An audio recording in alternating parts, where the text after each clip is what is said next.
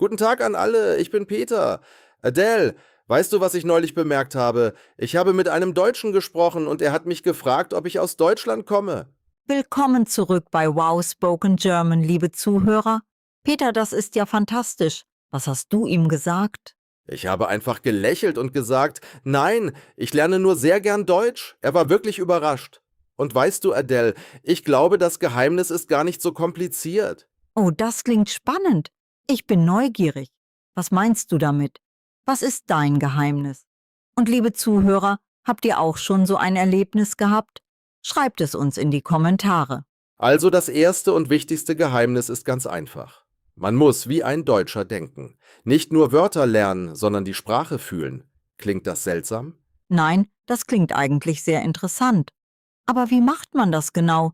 Wie fühlt man eine Sprache? Das ist doch nicht so einfach, oder? Stimmt, es braucht Zeit. Aber fangen wir mit dem Anfang an. Wenn Deutsche miteinander reden, benutzen sie viele kleine Wörter. Zum Beispiel das Wort mal. Hast du das schon bemerkt, Adele? Ja, genau. Mal ist wirklich überall. Komm mal her, schau mal, warte mal. Liebe Zuhörer, kennt ihr dieses Wort? Benutzt ihr es schon? Schreibt uns, was ihr denkt. Genau. Und wenn man dieses kleine Wort benutzt, klingt man sofort natürlicher. Es ist wie ein Zauberwort. Ein anderes wichtiges Wort ist doch. Weißt du, was ich meine, Adele? Oh ja, doch ist wirklich interessant. Es hat so viele Bedeutungen. Das stimmt doch nicht. Komm doch mit. Das ist doch toll. Es klingt so deutsch, finde ich. Absolut. Und dann gibt es noch eigentlich. Dieses Wort lieben Deutsche sehr. Eigentlich wollte ich heute Hause bleiben. Das ist eigentlich nicht so schwer. Es macht die Sprache weicher und natürlicher. Sehr wahr. Liebe Zuhörer, diese 3 Wörter sind euer neues Hausaufgabe für heute. Mal, doch und eigentlich. Versucht sie heute zu benutzen und schreibt uns, wie es war. Aber das ist nur der erste Schritt. Der zweite Schritt ist die Aussprache. Adele, darf ich ehrlich sein? Als ich angefangen habe, Deutsch zu lernen, habe ich sehr steif geklungen. Wie ein Roboter. Ha, das kenne ich auch. Ich erinnere mich, wie ich am Anfang gesprochen habe. Sehr langsam, sehr deutlich, sehr unnatürlich. Was hat dir geholfen, Peter? Ich habe angefangen, deutsche Musik zu hören und Podcasts natürlich. Wenn man viel hört, beginnt das Gehirn automatisch die Melodie der Sprache zu lernen. Das nennt man Sprachmelodie. Das ist ein super Tipp. Deutsche hat wirklich eine besondere Melodie. Es ist nicht wie Englisch oder Spanisch oder Französisch. Es hat seinen eigenen Rhythmus. Liebe Zuhörer, hört ihr auch deutsche Musik oder Podcasts? Ich hoffe ja. Und dieser Podcast zählt natürlich auch. Aber Adele, lass uns über etwas anderes sprechen. Was ist mit der Grammatik? Viele Lerner haben Angst vor der deutschen Grammatik. Oh ja, die Grammatik. Das ist für viele Lerner ein großes Problem. Aber weißt du was, Peter? Ich glaube, man muss die Grammatik nicht perfekt kennen, um gut zu sprechen. Da bin ich total deiner Meinung. Wenn ein Deutscher mit dir spricht und du machst einen kleinen Fehler, versteht er dich trotzdem. Die meisten Deutschen sind sehr geduldig mit Lernern. Das stimmt. Und ich habe eine persönliche Geschichte dazu. Einmal war ich in einem Supermarkt in Berlin. Ich wollte fragen, wo die Milch ist. Ich habe gesagt, wo ist die Milch bitte?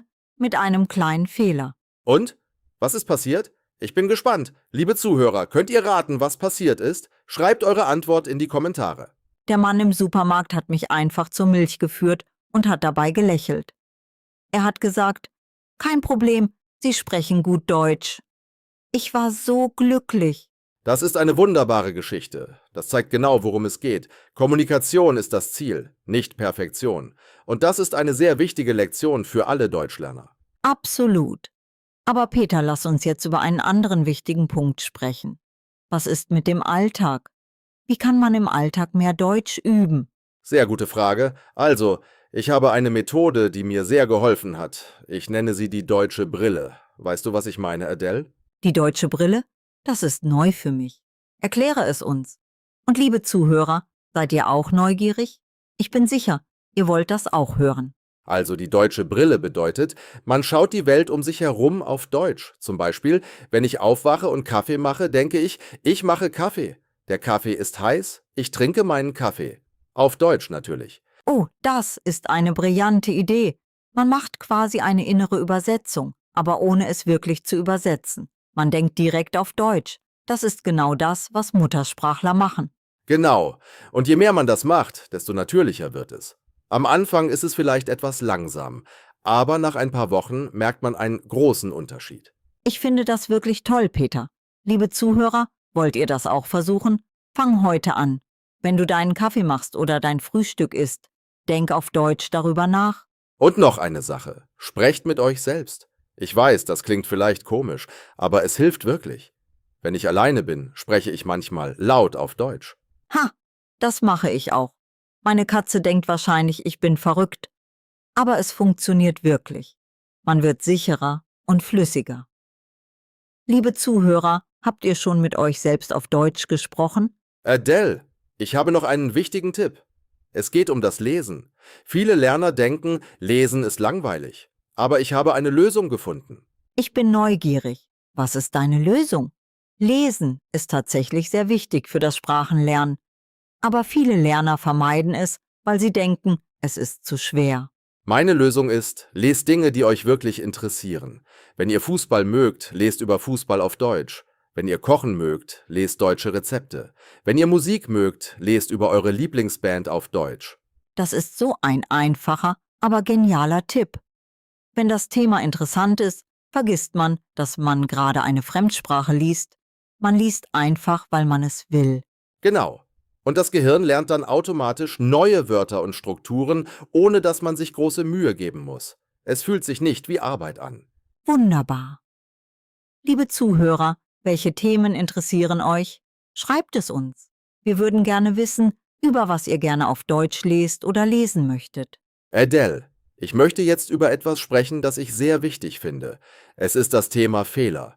Viele Lerner haben Angst, Fehler zu machen, und diese Angst hält sie davon ab, zu sprechen. Das ist so wahr, Peter. Ich hatte früher auch diese Angst. Man denkt immer, was, wenn ich einen Fehler mache? Was, wenn man mich nicht versteht? Was, wenn ich dumm klinge? Aber weißt du was?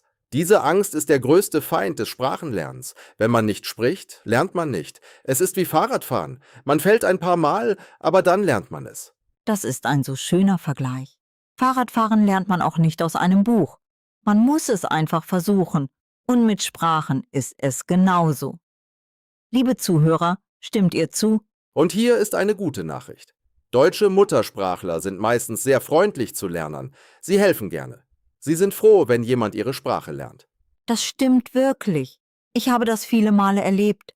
Wenn man versucht, auf Deutsch zu sprechen, auch wenn man Fehler macht, reagieren die meisten Menschen sehr positiv und hilfsbereit.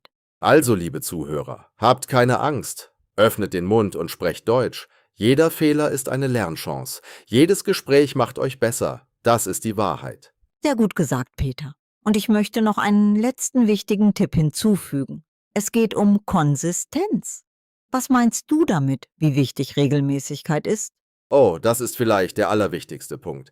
Es ist besser, jeden Tag 10 Minuten Deutsch zu üben, als einmal pro Woche 2 Stunden. Das Gehirn braucht regelmäßige Wiederholung. Absolut. 10 Minuten am Tag sind machbar für jeden, während man Kaffee trinkt, im Bus sitzt, vor dem Schlafen. Man findet immer 10 Minuten, wenn man wirklich will. Und dieser Podcast ist natürlich eine gute Möglichkeit. Hört uns jeden Tag oder so oft wie möglich. Ihr lernt dabei, ohne es wirklich zu merken. Das stimmt. Und jetzt, liebe Zuhörer, haben wir viele tolle Tipps geteilt, aber wir möchten auch von euch hören. Welcher Tipp war für euch der nützlichste heute? War es das Thema der kleinen Wörter wie mal, doch und eigentlich? Oder die deutsche Brille? Oder das Lesen über eure Lieblingsthemen? Schreibt es uns unbedingt. Und wenn ihr noch andere Tipps habt, wie man Deutsch wie ein Muttersprachler spricht, teilt sie auch gerne. Unsere Gemeinschaft von Deutschlernern ist sehr aktiv und hilfsbereit. Das stimmt. Wir haben die besten Zuhörer der Welt und wir freuen uns immer über eure Kommentare und Fragen. Ihr macht diesen Podcast wirklich besonders. Peter, bevor wir uns verabschieden, möchte ich noch eine kleine Übung machen. Was sagst du? Sollen wir unseren Zuhörern eine kleine Aufgabe geben? Ja, eine tolle Idee. Also, liebe Zuhörer, eure Aufgabe für heute ist folgende. Benutzt heute das Wort mal in 3 verschiedenen Sätzen. Zum Beispiel, warte mal, schau mal hier oder komm mal mit. Perfekt. Und schreibt eure Sätze in die Kommentare. Wir lesen wirklich jeden Kommentar und antworten so oft wie möglich. Wir wollen sehen, wie kreativ ihr seid. Genau. Und wenn ihr möchtet, könnt ihr uns auch schreiben, über welche Themen ihr mehr hören möchtet. Wir machen diesen Podcast für euch und eure Meinung ist sehr wichtig für uns. Das ist wahr. Wow Spoken German ist eure Community. Wir sind hier, um gemeinsam zu lernen und zu wachsen. Jede Episode ist eine neue Reise in die deutsche Sprache. Und jetzt kommt der schwere Teil. Wir müssen uns verabschieden, aber nur bis zur nächsten Episode. Adele, magst du uns alle verabschieden? Mit großem Vergnügen. Also, liebe Zuhörer, danke, dass ihr heute dabei wart. Es war wie immer eine Freude mit euch. Vergesst nicht, sprecht Deutsch, macht Fehler, lacht darüber und lernt weiter. Ganz genau. Jeder Tag ist eine neue Chance, besser zu werden. Und ihr macht das fantastisch. Wir sind stolz auf jeden von euch. Bis zur nächsten Episode bei Wow Spoken German. Tschüss und viel Erfolg beim Deutschlernen. Tschüss an alle. Auf Wiedersehen.